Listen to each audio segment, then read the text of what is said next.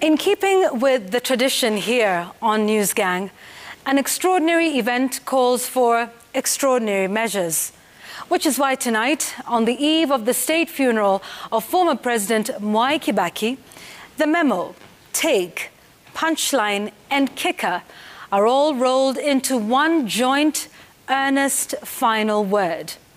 We dedicate the next few minutes to a tribute to Emilio Mwai Kibaki, the third president of the Republic of Kenya, who passed on a week ago. Our tribute tonight will not only mourn and celebrate Mwai Kibaki, but will also play to the rules of journalism, particularly fairness and objectivity, even to the best extent possible or admissible in this moment of bereavement. Bereavement is a heavy moment, especially for family and close friends. And we must start here by condoling the family of President Mwai Kibaki, his sons and daughters, grandchildren and other relatives.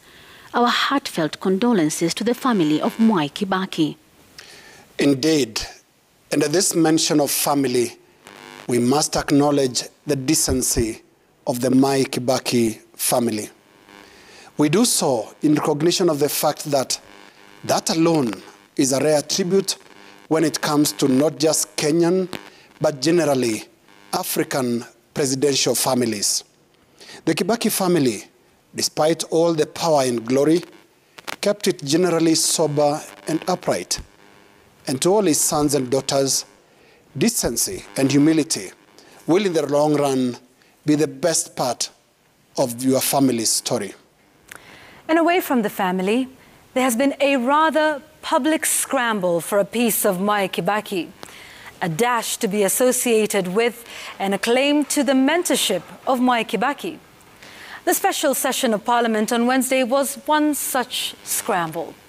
Our members of Parliament swept the table clean of Kibaki's attributes, from being a gentleman to being what many are calling the best economic manager to ever run a government in Kenya. Well, to the members of Parliament, we say, it is all well to lay claim to a piece of and attributes of Mwai Kibaki, even if, upon his death, the harder part is walking the talk. If Mwai Kibaki was the act you so colorfully admired, as many of you professed on the floor of the House yesterday, just how much of that act can you be?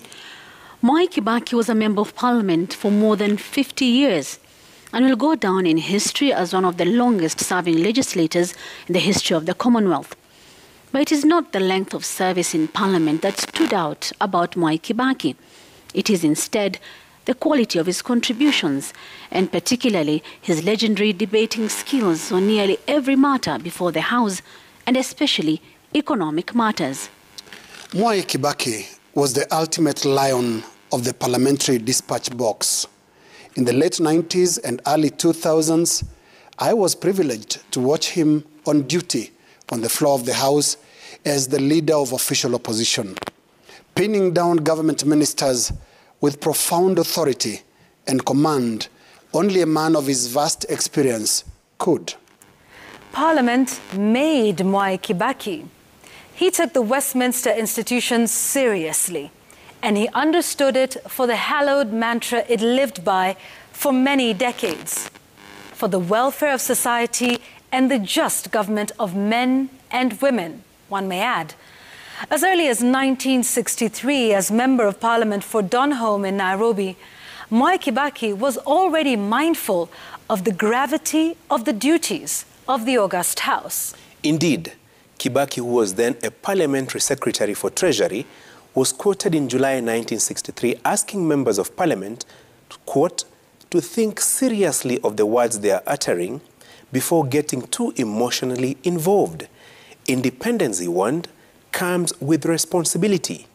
Mistakes of the colonial administration, he cautioned, must be accepted as part of the responsibility of the incoming independence government. Shortcut for this, Mwai Kibaki made for an accomplished political adult. And the political adult went on to take up adult responsibilities. The famous sessional paper number 10 of 1965 on African socialism was written at a time the world was deep in the middle of the Cold War, fought through, among other things, ideological doctrines.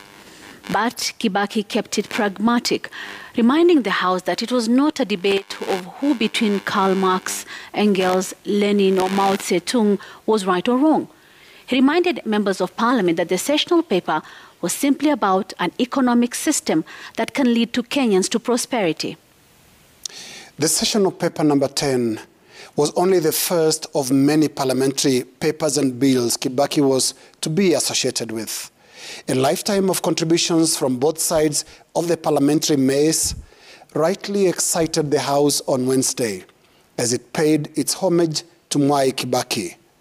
But we could sum up all the attributes into a short list of 2 virtues: honor and service. Honor to self and service to others. We have scanned through parliamentary records of Mwai Kibaki's contributions and found no trace of contradiction to the reputation the third president earned as the gentleman of Kenyan politics. Even in rare moments of anger, Kibaki kept his language and tone in Parliament civil, measured, and ultimately decent. And for the admiring crowd of our parliamentarians, it all starts there. It starts with the small things. Rest in peace, Mwai Kibaki.